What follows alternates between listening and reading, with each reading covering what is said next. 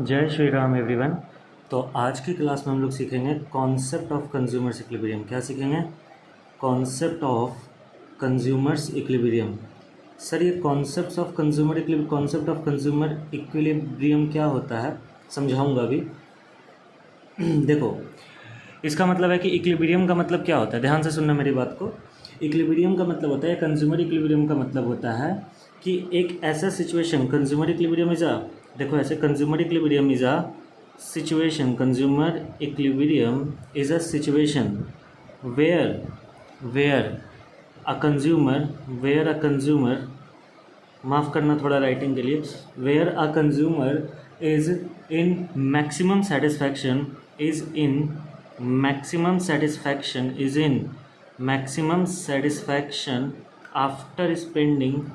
after spending all of his income। Sir कहना क्या चाहते हो ये अब समझाओ ना। कंज्यूमर इक्विलिब्रियम का कॉन्सेप्ट हमें ये बोलता है कि एक ऐसा सिचुएशन है या स्टेट है या पॉइंट है जहाँ पर एक कंज्यूमर मैक्सिमम सेटिस्फैक्शन पाता है। कब?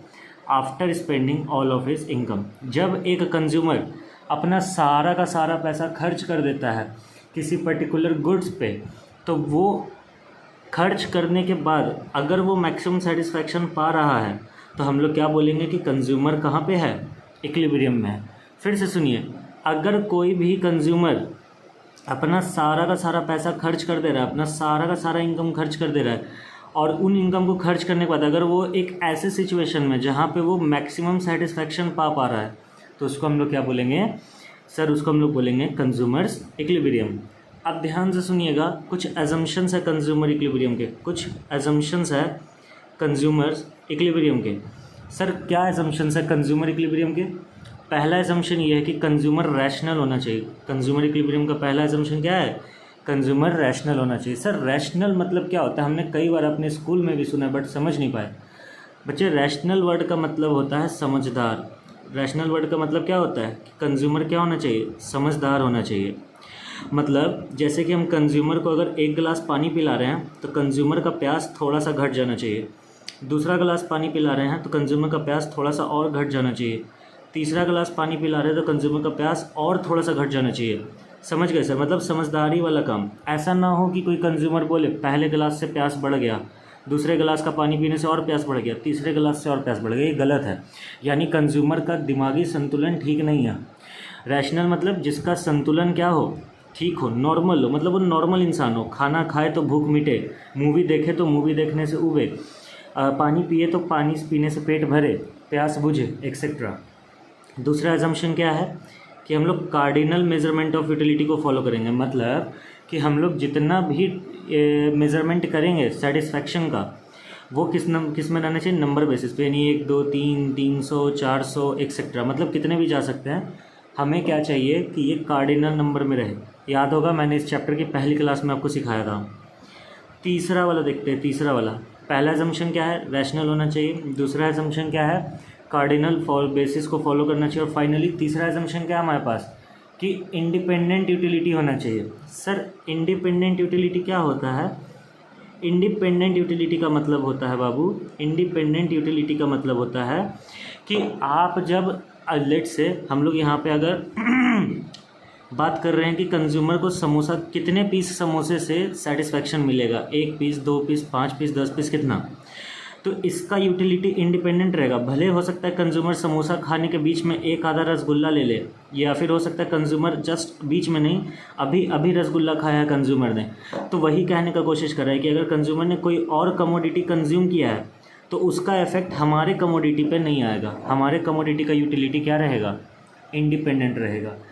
फिर चौथा में क्या बोला है? Marginal utility of money. Marginal utility of money is constant. Sir ये मार्जिनल यूटिलिटी ऑफ मनी क्या होता है? मैं इसको अगले वीडियो में कंसिडर करूँगा, अभी नहीं कर पाऊँगा। खाली इतना जान लो, मार्जिनल यूटिलिटी ऑफ मनी कोई टॉपिक है जिसको मैं आगे के वीडियोज़ में लूँगा। खाली एक बार फिर से आओ देखते हैं कि क्या होता है। कॉन्सेप्ट ऑफ कंज्यूमर्स इक्विलिब्रियम क्या है?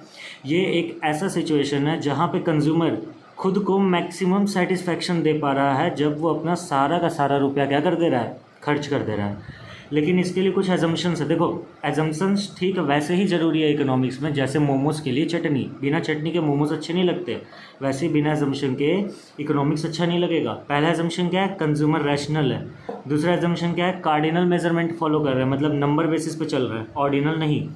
तीसरा एजम्पशन क्या है, इंडिपेंडेंट यूटिलिटी। अगर समोसा का बात कर रहे हैं, भले कंज्यूमर बीच में या पहले रसगुल्ला या कुछ और खा चुका है, वो चीज़ समोसे की यूटिलिटी को अफेक्ट नहीं करेगा। और चौथा, मार्जिनलिटी ऑफ मनी क्या रहना चाहिए, कांस्टेंट। ये हम लोग नेक्स्ट वीडियो में वो करेंगे, क्या कहते हैं, कवर अप करेंगे इसको। फिलहाल एक बात जान लो कि कितने तरीके का कंज्यूमर इक्विलिब्रियम होता है। कंज्यूमर इक्विलिब्रियम जो है वो कितने तरीके का होता है, अब हम लोग उस चीज़ को पहले समझ लेते हैं, फिर ना हम लोग आगे समझेंगे। हाँ सर बताइए सर, कंज्यूमर इक्विलिब्रियम कितने तरीके का होता है। कंज्यूमर इक्विलिब्रियम वैसे 3 तरीके का होता है, देखा जाए तो 2 है बट मैंने 3 बनाया, बताऊंगा कैसे। पहला, कंज्यूमर जब एक ही कमोडिटी खाने के लिए निकल रहा है तो क्या होगा। दूसरा, कंज्यूमर जब 2 और मोर कमोडिटीज़ खाने के लिए निकल रहा है या पहनने के या कुछ भी करने के लिए निकल रहा है तो क्या होगा। और फाइनली लास्ट में, जब कंज्यूमर ओनली 2 कमोडिटीज़ के लिए निकल रहा है तो क्या होगा। सर समझ नहीं आया सर, हमारे बुक में तो 2 दिख रहा है, मैं समझाता हूँ। कंज्यूमर एक ही चीज़ खाने निकला, लेट से समोसा, तो इसको कैसे मिलेगा सेटिस्फैक्शन, कितने पीस पे, 6 पीस, 4 पीस, 2 पीस, कितने पे जाके रुके, वो हम लोग देखेंगे। कंज्यूमर 2 या 2 से ज़्यादा पीस खाने के लिए निकला, 2 या 2 से ज़्यादा चीज़ खाने के लिए निकला, लेट से कंज्यूमर मोमोज खाने के लिए निकला, चाट खाने के लिए निकला और गोलगप्पा खाने के लिए निकला, तो 2 या 2 से ज़्यादा चीज़ें हो गई ना। और कंज्यूमर सिर्फ 2 चीज़ें खाने के लिए निकला, ये हम लोग अगले चैप्टर में देखेंगे, आईसी कर्व। ये आईसी कर्व से सीखेंगे, मतलब consumer equilibrium in case of indifference curve analysis. ये हम लोग अगली वीडियो में या फिर उसके अगले वीडियो में हम लोग देखेंगे इसको यूटिलिटी एनालिसिस से, और इसको भी हम लोग यूटिलिटी एनालिसिस से देखेंगे।